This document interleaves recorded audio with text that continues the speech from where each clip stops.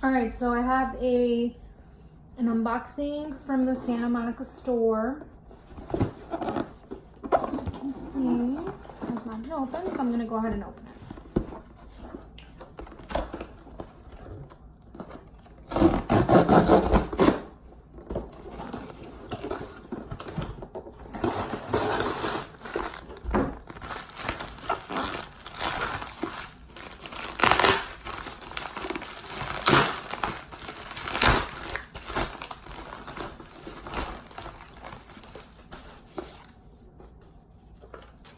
So I have my receipt in here. It was $205 with tax. It was $217 for this item. So cute.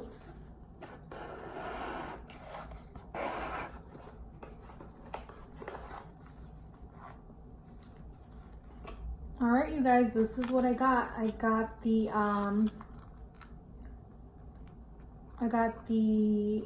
key clay in Damier Ebene or Damier Ebene, or whatever, however you say it. And I already have one of these, but it's in the monogram print.